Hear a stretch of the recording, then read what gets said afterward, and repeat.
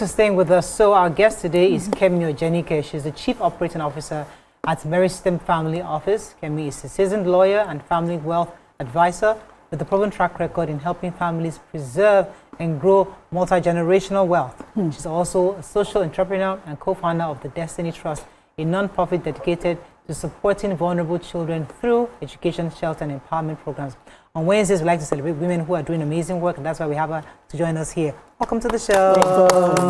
Thank you for having me. Good to have you. So tell us a bit about the work you do. I mean, many of us see the impact you've made, especially with your foundation. Tell us a bit about yourself. How did you get into it, and how far have you come? Awesome. Thank you. I'm a lawyer by training, right? And I started like most lawyers doing a law firm. Then a few years later, I thought I wanted to try something else, something interesting. So I went in-house into a wealth management firm. I was providing legal services in the firm. And then an opportunity came up to provide some legal support within the family office segment of that firm. It was completely out of my depth, but I was willing to try. And somehow from trying, I ended up leading that business. And from that, I moved to where I am currently, Meristem, where I now lead the family office business. So that's a high-level summary of what I'm about. So wealth creation, wealth management, we're just talking about, kids and family, sustainable, living on estate and all of that. So how does this work? How do you, manage assets for people in, no matter, even in clean families? What's the word? Simple families as opposed to complex. How do you even do? What do you do? Awesome. So it starts with mindsets. Because we typically adopt a different approach. So typically when you think estate planning, you're thinking a will, you're thinking of leaving money for children and all of that. But we're thinking rich people. Rich people. But what we realize is that many times those structures do not work. So more often than not, you're hearing about people who are in court because they are fighting over inheritance, they're fighting over this and that. You hear of a founder, a matriarch, a patriarch, they've spent their lives building businesses. But if you think back, how many of those businesses actually successfully transition? Very few. And so what we realized is that simply arranging for money to be transferred is not enough, because what that means is that you are focusing on money alone, and that is the recipe for disaster. Because if success will be sustainable, there are a lot more other things. You need to be focusing on what we call your complete wealth, not just financial assets, because the financial assets are a tool. They are not the wealth in themselves. They are supposed to support the other forms of assets, your intangible assets that you have. And if you're not doing that, what happens is disaster, conflict, people are fighting, children are unprepared because there are expectations that do not meet. So what we are saying is focus on complete wealth. And what does that mean? Your human capital. The people in the family are, first of all, your most critical assets, because they are the ones that will make the decisions that will impact the money. Then your intellectual capital. That is what you have created that translates to value, that translates to money. You need to be able to capture that. So whatever inventions, whatever businesses, whatever strategies helped you to be successful, there has to be a way of transmitting it. Then your values, your acted out values, not what you say your values are. Those are the things that determine the decisions that you will take. They are the things that will protect your family. And then the financial capital now comes to energize everything else and sustain it. Because we keep focusing on money alone. And it's like focusing on one tire in your car, and you are going on a long trip, and you ignore everything else. There's no way that trip will be successful. I have never heard a wealth management person describe it as you have described it. Because wealth is just money. We put everything together to have that money, and that's what our children inherit. So thank you for that.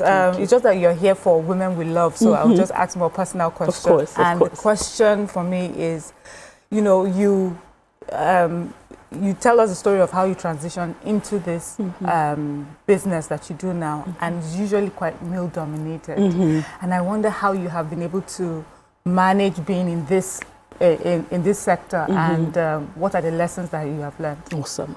So the first thing I would say that helped me is the willingness to try. Remember I mentioned that I'm a lawyer. I was practicing as a lawyer. And then my boss at the time gave me an opportunity to anchor an event, like an event of high net worth individuals, completely out of my depth. And typically the response would have been no.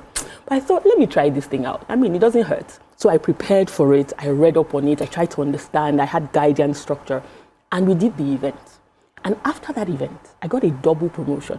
Wow. And the opportunity to lead the business. Yeah. And I just kept thinking, what if I said no?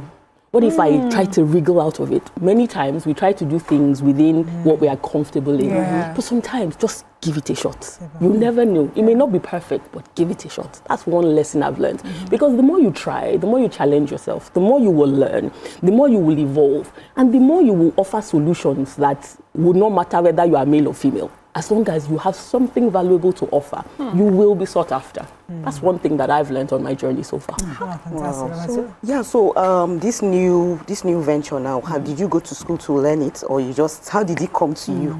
Honestly, no, because right now there is no degree that is called family wealth. You know, I mean, you have things around trust and estate planning, but that holistic approach, there's nothing formal.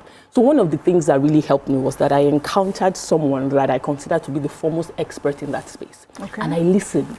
A lot of listening, a lot of asking questions, a lot of reading, a lot of research. Honestly, I have not had any formal training on this, but just paying attention and trying and just evolving with it and also writing about it has made a huge difference. How in your experience, how do you think it is for people to detach from something they built? So I know somebody who had a school, she all her life, maybe 30-some years, and then all the kids went abroad. They're not interested in that business. They don't care about. I mean, they have their own life in either Australia or some country, and then she has this huge estate, and she's thinking, "Who am I going to hand it over to you to?" So this is happening a lot today. Absolutely. How has been your experience in handling these kind of things, where parents are now forced to either detach from what they've worked for, or hand over to complete strangers, or even sell it off totally? I mean, how has that been? That a huge issue, like you said, a real problem. And one thing that we realize is at the center of that is that the founders are afraid of losing relevance in what they have built. Like this thing is like an extension of their lives, like their fourth child or something. But what we try to help them understand is what you're doing is you're not necessarily leaving, you're transitioning into another role. So instead of being the founder that was responsible for day-to-day decision making, you are evolving into a coach of some sort for the next generation. You're saying, okay, I've built this thing. Now I want to step back a little bit and see how it can grow without me. So they are not losing relevance. They will always be relevant in that venture. Another thing is that thought of, I want my child to take over. Usually we consider it as an event, not a process. So what happens is that the child has turned 25. You call them into an office and say, oh yeah, take over. And the child is like, no, as in I'm not interested, I don't know anything about this, I'm not. But it's not an event. That preparation, if that's what you really want, it's a process. And it's a process that you begin, ideally, since that child is still young and impressionable. You don't force them into it, you help them see the values that have made you successful.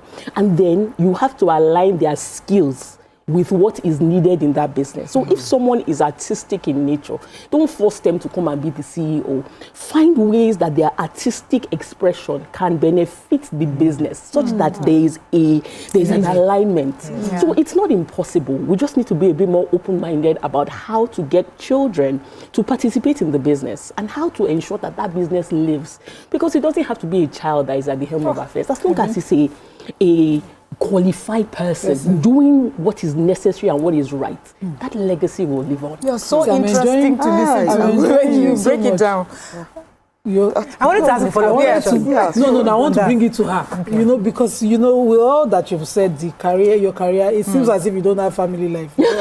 Other things. Is there no pressure from any other aspect of your life on this your part of career that you're So I am married and I have 2 children. And thankfully my children are still young, so I get to sort of practice some of the things that I'm teaching on them. So I think the sort of family that I've been blessed with, we've always been big on building beyond us. So some of the non-profit work I do, I've been doing that for 13 years, and it's been building beyond you. So this just seems like a natural extension of it. So I wouldn't say there are pressures. I mean, other than the need to balance the day-to-day, time, taking care of children and all of that, I would say, thankfully, my life is very complementary in the different things that I do. Wow. So the follow-up question I was going to ask you, because I mean, what you said is so right.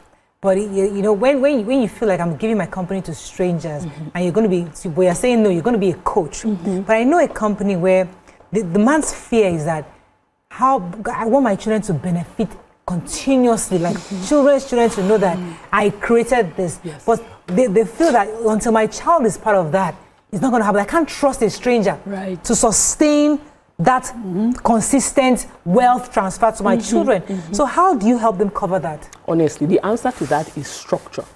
Because many times that feeling of if my child is not at the center, it will not continue. Many times it doesn't quite pan out. I've seen cases where children were put on boards, were put on this and that, and they didn't participate. It didn't make a difference. So what you need to do is create the right structure. First of all, realize that there's a difference between ownership and management. Your children and your family can be owners of that business, but they don't have to be the managers of that business. When you create the right structure, and it's not you handing over everything to a stranger, it's you creating, first of all, finding the person whose skills and attitude aligns most with the building of that entity. Then creating structure around them to keep them accountable. That's part of what we do. We're not handing it over. There will be checks and balances. We will stress test the system. Okay, if this happens, what do you do? If this happens, how do you change it? It's not 100%, but it will get you closer to where you need to go, because there will always be risk. There will always be. So there's one question that I've been seeing actually coming up often. So usually, in the home, the man is usually the wealth maker, and he passes on to his wife and children. But now we have families where the wife is the one who creates the wealth. Absolutely. And there's usually a transition of where she just hands it over to the children. Somehow the man is forgotten. So what advice you give families like that, especially if the woman felt that throughout her marriage he was badly behaved? How do you also protect the man, because he's part of the family, that wealth creation, even if he was not the direct breadwinner? So the thing about family is that it's a very tricky enterprise. There is no one size fits all approach. So typically when we go in, the first thing is that, what do you want? What do you want to achieve? There are families that they don't want to leave anything to their children. They want to give it all to charity. They feel like as long as I've educated Nigerian families, oh yes, once I've educated them and I've empowered them, that's all I owe them, right? There are some that they want to give it to children, they want to give it to relatives. So based on our understanding of what they want, we now build a structure around it and we advise accordingly. So in the example that you gave, you want to give all to your children and neglect the husband. We would stress test that structure. What happens if, first of all, does he have any potential rights? What happens if he challenges this structure, right? So when we do that and we think of all the scenarios, we'll now create the structure that works best, because ultimately we cannot do anything against your desire. So it is us understanding what your goals are, building around your goals. We have to wrap up. Thank you. It was fun having you. Thank you. It's good to know that there are women in this space, because a lot of women are always scared when they build wealth to be sure that they are protected. Sometimes some of them have to hand it over to either spouses or family, but with people like you, we know that, okay, we can actually have a conversation on wealth. Thank you very much. It was a pleasure. Thank you for having me. It was lovely being here. That's all we can take on today's show. Hope you learned a few things as we have. Have a great day. We'll see you tomorrow. Bye for now.